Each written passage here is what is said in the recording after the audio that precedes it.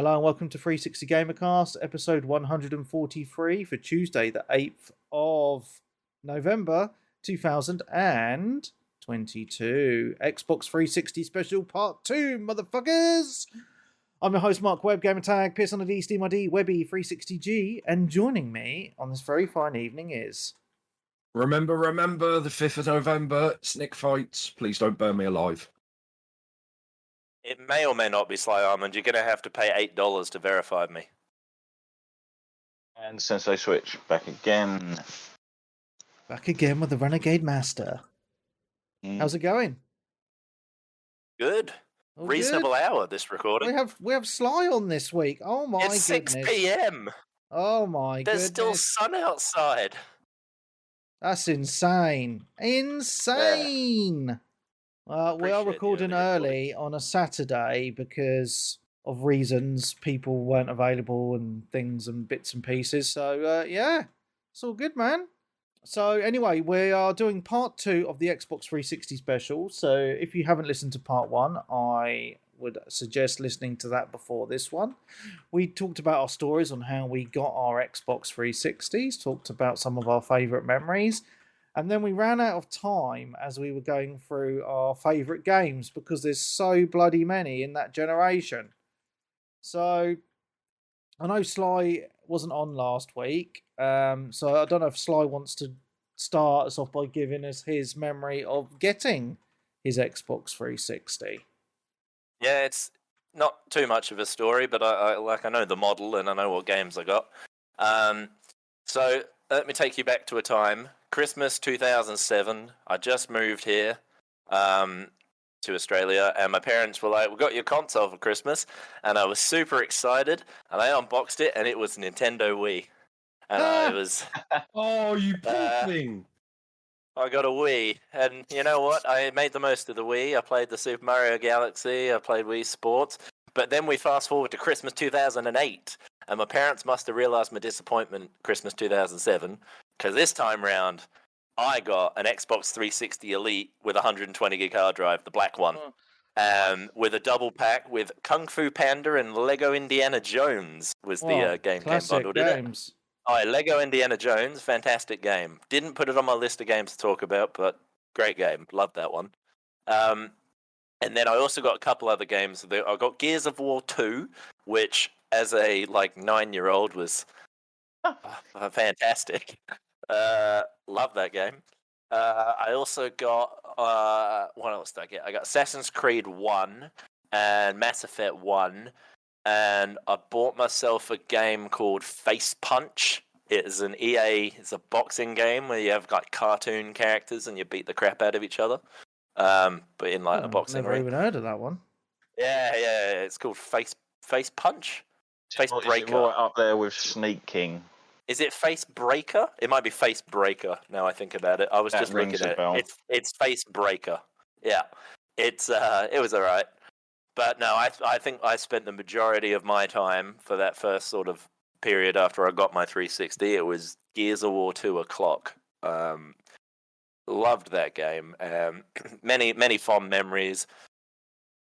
Many of which I'll get into later. But yeah, my first 360, Christmas 2008, was a black Elite model with the 120 gig hard drive, and it was fantastic. Awesome. And that started me down a slippery slope of gamerscore and online multiplayer and party chats.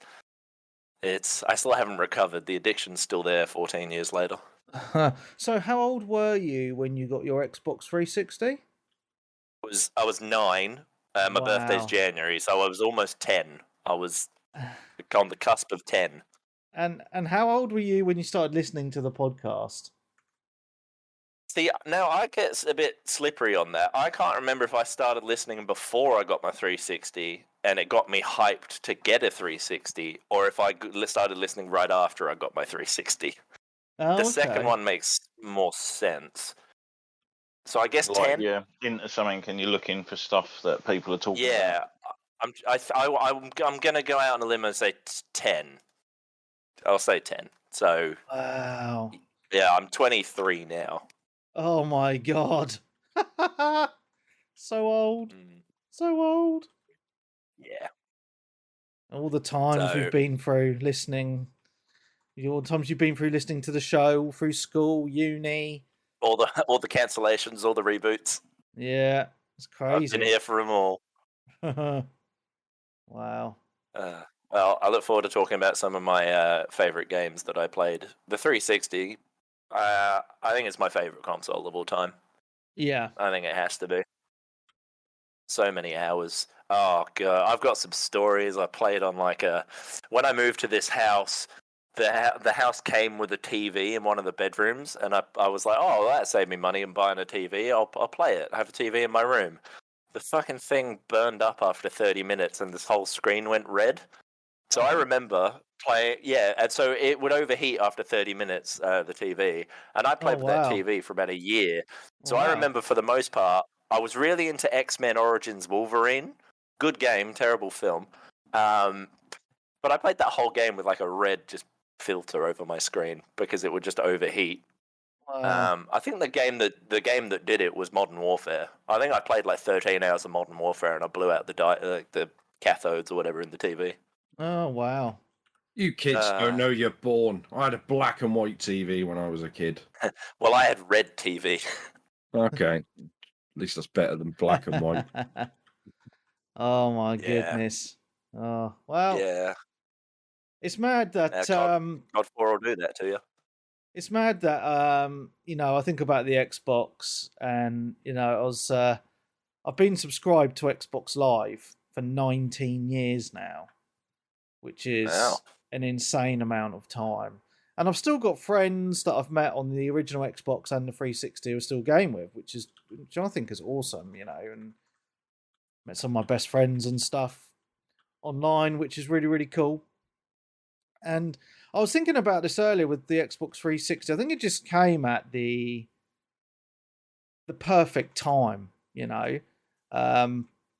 I think because obviously the original Xbox came out and it was online gaming and that was great, but the 360 was kind of that perfect time in technology where the Xbox 360 came out, and we talked about this last week, but with the TV technology was moving on at quite a fast pace as well.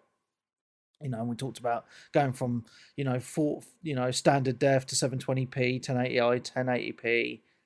Which was fantastic time for technology, but also with the broadband infrastructure just moving at such a pace as well. We were in the transition still really from dial-up to super fast broadband, and more people were getting super fast broadband, which was fantastic. And just, graphics were coming along at such a rate as well, and just everything just seemed to meld together to such a crescendo where it was just the perfect time, in my opinion, to be a gamer. Because I think now there's too much choice for multiplayer gaming, which is why I think games are so diluted now. People are diluted everywhere, whereas back then, the communities I felt were a lot stronger and cohesive because everyone was more or less playing the same, say, 2 or 3 multiplayer games on the console. Yeah. And I think you also think back as well, sorry for sort of jumping in, but back then we didn't have what was known as like the yearly release. Yes. So when a game came out for a game series, you were like, cool, we can play this for a good few years. And nowadays it's like, oh, you've got to get the new yearly update for it. The exception to that, of course, being COD. Given that COD's never missed a year since COD 3. In fact, next year there is no COD. It's going to be the first time there's not been a COD in like 15 years. Oh, wow. Yeah. Something like that. Yeah. So there's been a COD. Well, with Warzone and all that, Modern Warfare 2 will definitely 2 years. But COD's had a release every year since I think COD 3. Wow. So that as far as like the annual release goes, I think COD's probably one of the only games that can claim that, other than FIFA. And that's why you used to refer to people as COD and FIFA gamers. They were the casuals, weren't they? People who just played COD or FIFA. And now a lot of us have turned into those filthy casuals. I'm looking at Peebs, who's listening live on Twitch. I was thinking of Peebs too. Oh lols, peeps. Behave, isn't it? Oh no, I'm only met, yeah.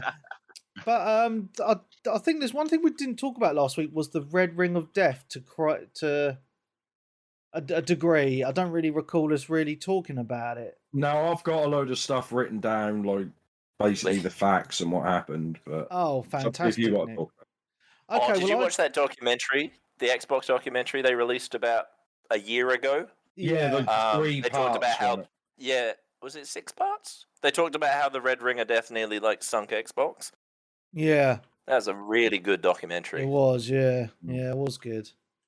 Did anyone here experience the red ring of death? Yep. Multiple No. times. Yeah, I never only did. had My I brother only did, had the though. 2 rings of death, I'll tell which you is why- an overheat, but that's all I Yeah, got. I've had the I'll tell you why, overheat. because your one, which is the one I got, and I think Switch, you got the Elite as well, didn't you? That was Yeah. the first one of the original style Xbox that didn't happen because they obviously fixed it, and they had what they called the Jasper motherboard. So basically, if you had the black Elite version, you wouldn't get that. I mean, I think they just basically took the whole point of it having red rings to tell you it was broken. It still may break, but I think they took that out. But basically, because I've watched a lot about because I remember all the head of Xbox guys did an IGN interview a few years ago, which is actually really good. And he basically said that basically the solder which they had in the machines, due to EU laws and stuff, they had to remove the lead out of it and use like a synthetic alternative, which everyone was like, yeah, this is perfect, you don't need that anymore. But after constant heating and reheating, it lost its potency, basically turning the solder to water, which obviously that's not a good thing. And basically they saw all this coming in, and they were like, we need to find out what this is. But obviously they couldn't test heating it up and cooling it down, hundreds of times, in the testing lab, which, maybe they should have done. But so that's basically the main reason what it was. It's not really anyone's. I mean, everyone had the problem. Even PS3 had the same problem with a yellow light of death, exactly the same thing.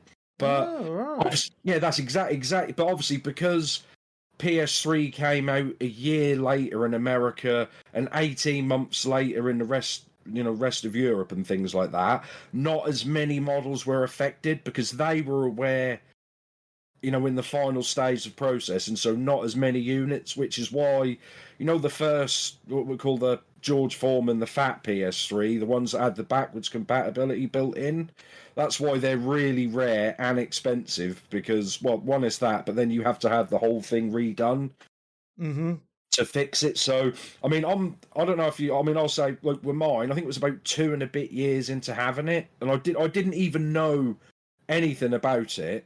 So then I was obviously Googling, trying to find up, wrapping it in a towel, because they said, if you wrap it in a towel, that'll fix it, I used to know someone at work who used to fix people's PS360s by wrapping them in towels and stuff. Yeah, and basically, I mean, I know you could basically what you called, I think there's a term called flash them, which will basically just bodge it for a little while, but in the long run, it still had it. But then I found out, which is really good, that Xbox did extend the warranty for 3 years because, I'm not just knocking PlayStation, but they didn't do it with their yellow light. If you got the yellow light of death, tough shit. They did not care if that was after 12 months. But the fact that they extended it to 3 years and stuff like that, and not only that, I mean, I remember because Peter Moore was head at the time, and he said when he spoke to the bloke who was his boss, and he's like, I'm going to get fired. And he's like, yeah, we have a problem. And he called it basically what they call a Tylenol problem, which the Americans will probably know. This is their sort of medication that they had over there, where they accidentally put cyanide in them. Oh, wow. Instead of, yeah. How the hell do you do that? Well, exactly. So he said, we have a Tylenol problem. If we do not fix this right now, Xbox is dead. We don't care. The brand is dead. We're finished. And he said, okay, what do we need to do? And he said, we need to extend the warranty to 3 years.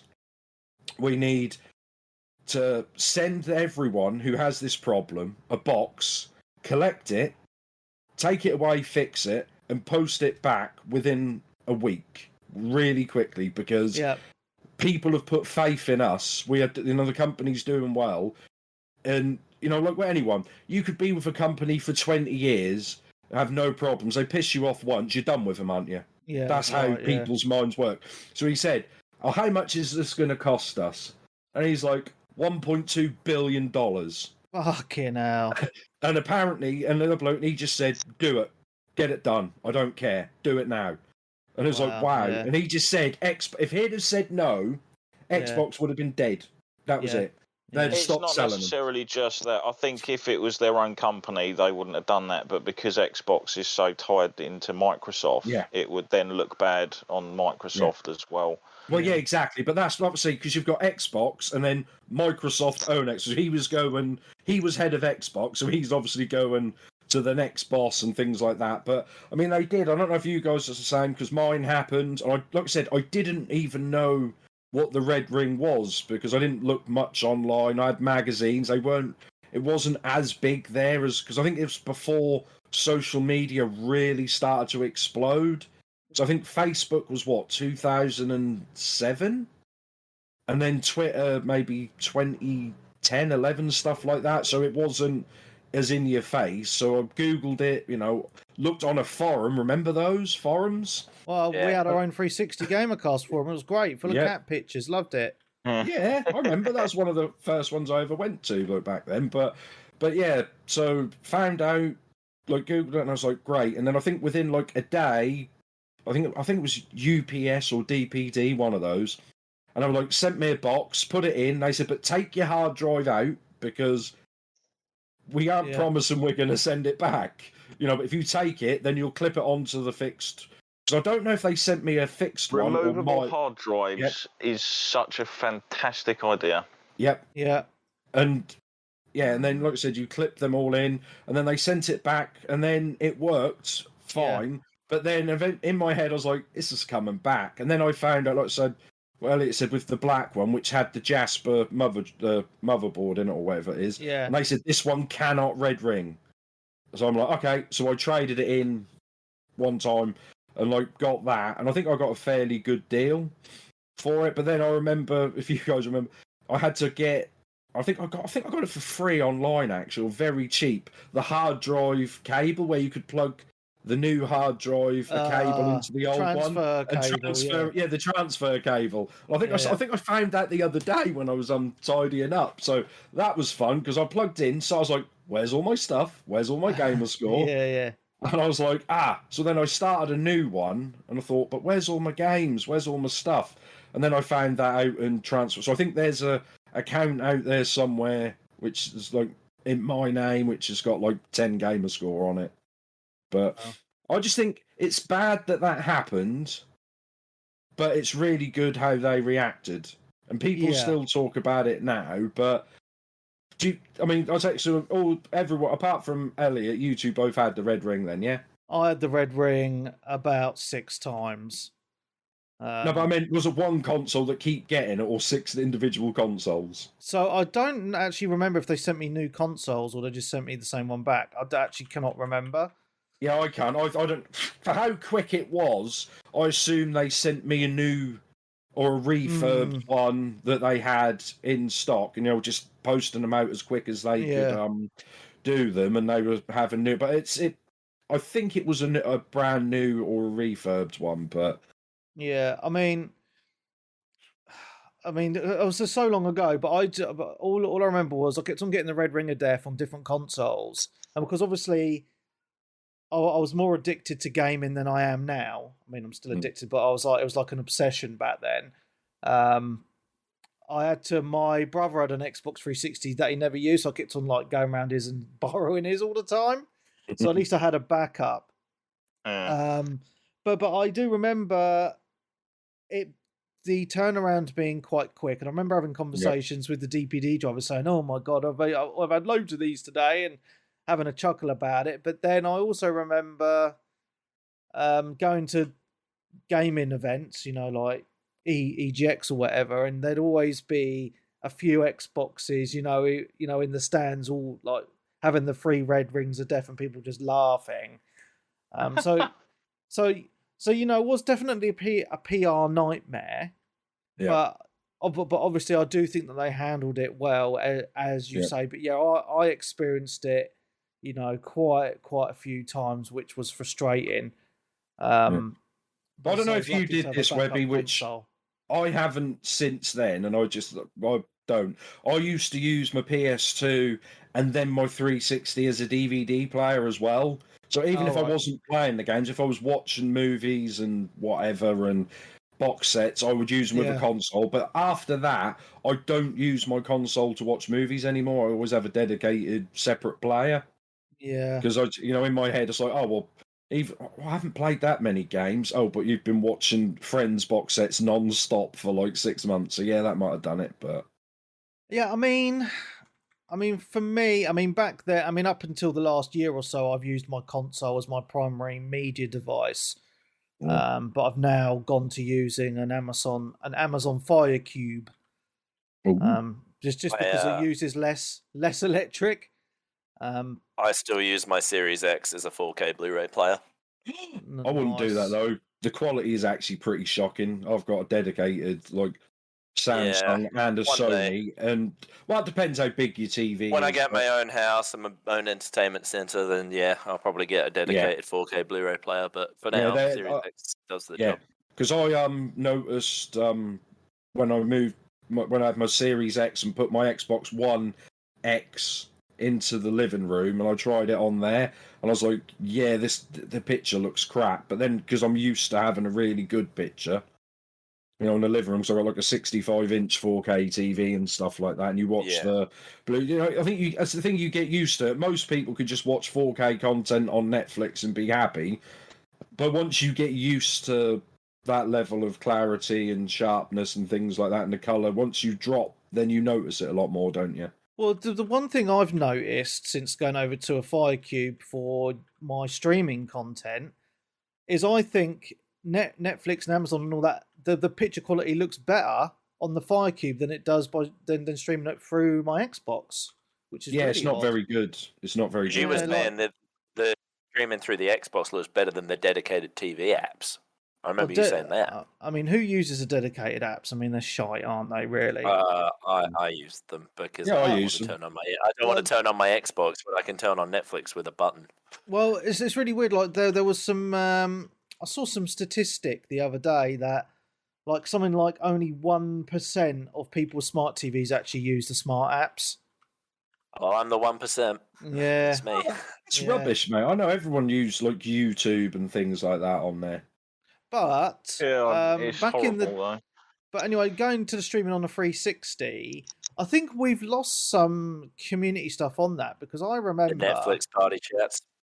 Yeah, I seem to remember on the 360 because you could, there was like a little cinema room where your avatars could sit and you could all watch TV shows together.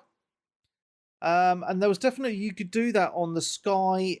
This is sad, but the Sky News app, because I remember something serious happening. I can't remember what it was, but there was a load of us in party chat all watching the news together and talking about it, which you wouldn't get today. And then you could have the Netflix, group probably 9/11 sessions and stuff. I was going to say I never had that experience because Netflix didn't come to Australia until 2012, 2013. Wow. So. But there's something, that social aspect is something that I really do miss on the 360. The 360 definitely felt more social than the Xbox One, particularly. But we'll get to that in another episode. But I don't know. One of the things that I loved about the 360, I don't know about you guys, was the avatars. Oh yeah. Yeah. The cartoony style of the avatars was absolutely awesome, and they were pretty much front and center, and you could buy your outfits for them, which was pretty cool. And do you remember the other feature? Do you remember the other thing about the avatars? They introduced it in maybe 2009. Avatar Awards. To listen to the rest of this awesome episode that is over 3.5 hours long, you will need to subscribe to the Patreon. So head on over to patreon.com/ patreon.com/360gamercast to sign up from as little as £5 a month to get this awesome Xbox 360 special and other specials that we have done in the past, and we're going to do many more in the future. So sign up now to patreon.com/360gamercast.